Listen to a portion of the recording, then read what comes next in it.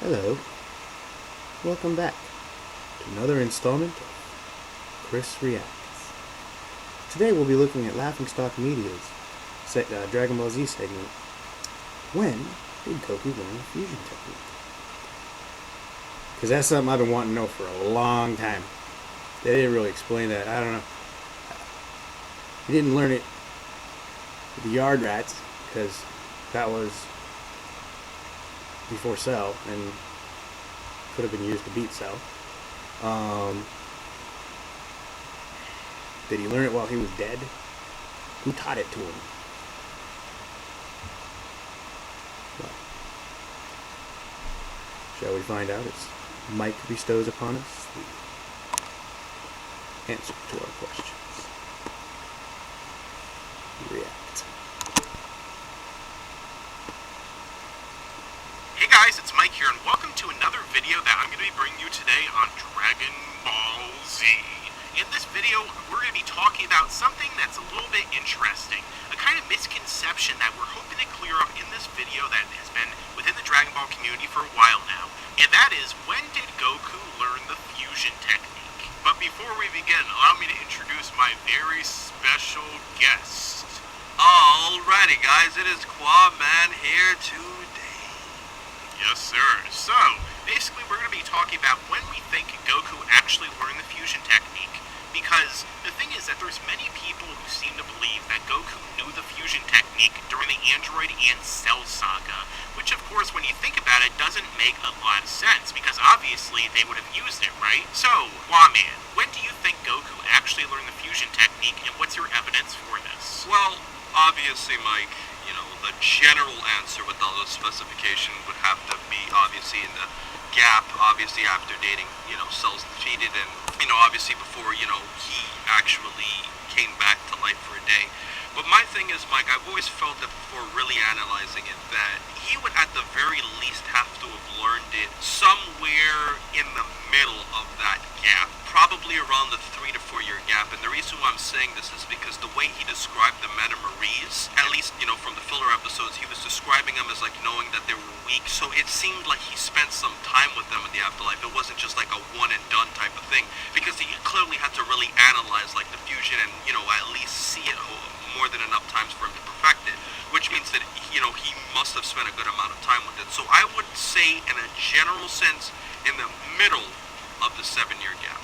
And what Qaaman is referring to is that in the manga and the anime equally, Goku tells them basically after the death of Gohan, quote unquote, and Vegeta at the hands of Fat Buu, he tells Piccolo and Dende that he learned fusion in heaven. And basically, he learned it from a race of aliens known as the Meta Maries. And basically, individually, they're basically pretty weak. However, when they fuse together, they become one of the most powerful warriors in heaven. And Goku really, the manga implies that Goku trained with a lot of different people when he was in heaven. That's how he learned that technique to begin with. So, I think that really, it only makes sense that Goku would have learned it then. And it makes no sense that Goku would have it beforehand, because there wouldn't have been such an urgency for Goku to train Gohan to become stronger than him.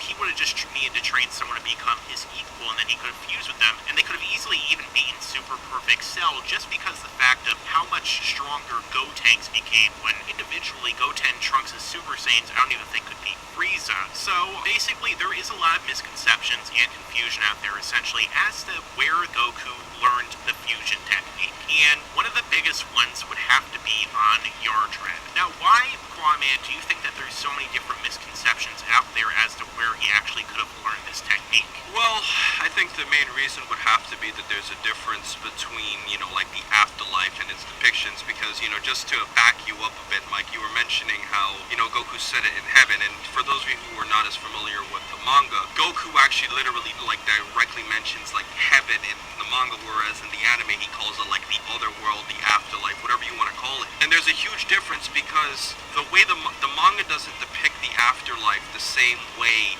that I guess you would say the Dragon Ball Z series does, where you see like all these fighters going to a tournament and Goku finding Pikkon. It was not like that, or like Goku goes to the home for infinite losers by falling off a snake way. All of that stuff didn't happen. All that was added. So when you look at it like that, I think that's why a lot of people have kind of brought up this confusion, because it's like, well, which one do I follow? Do I follow the manga that almost says nothing about the afterlife but mentions heaven, or do I follow the anime that goes more in depth about these little things? That's what I would say is. And also in the anime, there is another change that's a pretty big one. In the anime, Goku is not training in heaven. He is training on Grand Kai's planet, which is completely different, because if you look at the map of the Dragon Ball universe, which I'll be showing on the screen right now, there is a big difference between Grand Kai's planet, where the Grand Kai lives, and other people, I guess, train maybe, I don't know if that's canon or not, and heaven, which is a completely different place. And when we actually see Goku in the other world, when he's talking to Gohan and the other Z fighters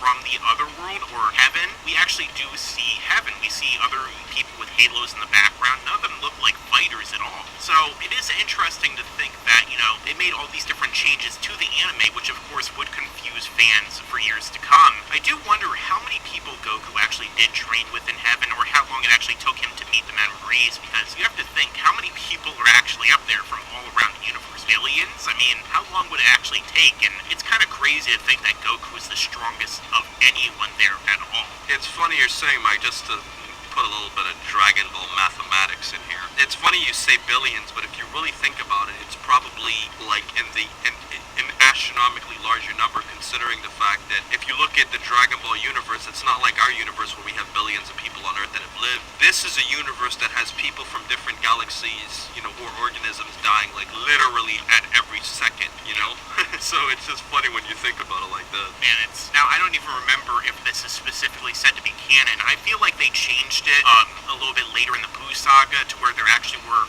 4 snake ways and 4 check-in stations for the different quadrants, regions, or galaxies in the universe. I mean, King Yama's job must suck if he actually has to deal with trillions of people like flowing in yearly. I mean, that would just be terrible.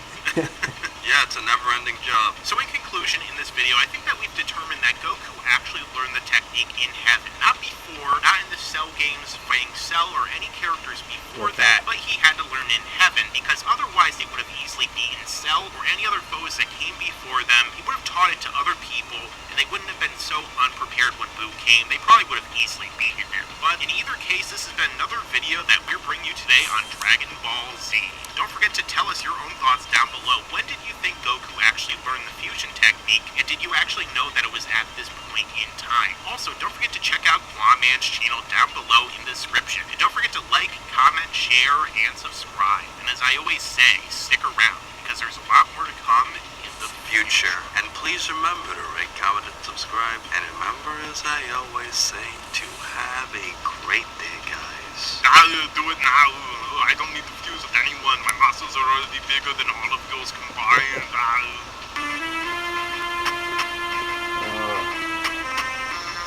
Well, it always makes me feel good when Mike and his guests reinforce my beliefs. And you've got to subscribe!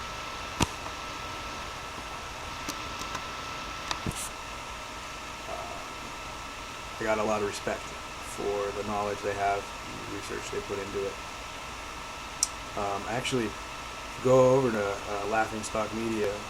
You can see Mike has been doing a episode-by-episode review and then hypotheses about what's to come for Dragon Ball Super, the new Dragon Ball series. For any of you out there who actually don't know that there is a new Dragon Ball series, granted it's so far Battle of Gods and Resurrection F, but it's in a lot of instances it's covered some extra stuff. You should go over Laughingstock Media and check out what Mike has to say. It's a nice condensed way to learn a little bit. Anyways, I hope you enjoyed this as much as I did. I learned a little bit, and I got told I was right. He learned to fuse when he's dead. Anyways, catch you on the next vid. Comments below. Tell me what you thought. Let me know of any other Dragon Ball Z topics or anything you might want to look at and learn about. Take care of that. Like, comment, subscribe. Peace.